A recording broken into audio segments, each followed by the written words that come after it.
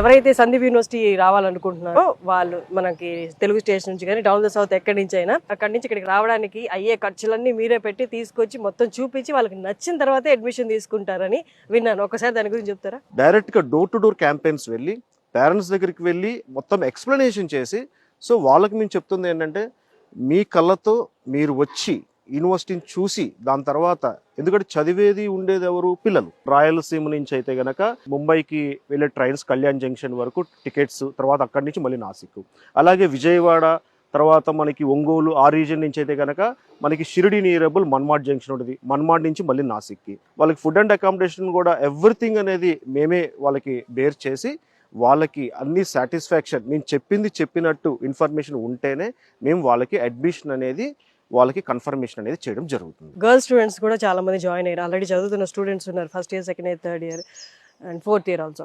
So ఇప్పుడు join అవ్వాలి అనుకున్న వాళ్ళు నాసిక్ కదా, అంత దూరము, మరి సెక్యూరిటీ ఎలాగా, ఇక్కడ పరిస్థితులు ఎలా ఉన్నాయి నాసిక్లో అండ్ యూనివర్సిటీలో అన్నదానికి ఒక్కసారి మీ మాటల్లో. ఆల్రెడీ ఇక్కడ existing students approximately female students వచ్చేసరికి అప్రాక్సిమేట్లీ 500+ స్టూడెంట్స్ ఉన్నారు. తెలుగు వాళ్ళకి ఎవరైతే మన ఫీమేల్ స్టూడెంట్స్ ఉన్నారో వాళ్ళకి సెపరేట్ గా తెలుగు రెక్టర్స్ అనేది ఇక్కడ మనం అపాయింట్మెంట్ చేయడం జరిగింది.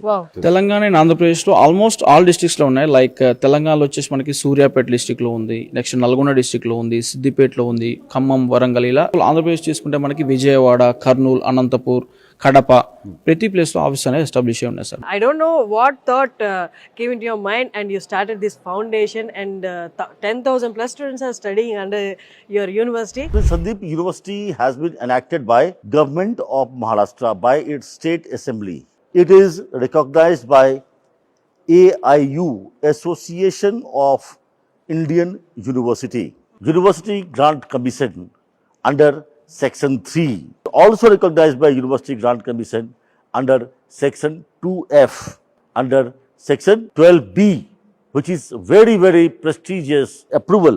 Hardly 30 universities in the country are recognized by the University Grant Commission under Section 12B. By virtue of this, we are entitled for research funding from the University Grant Commission.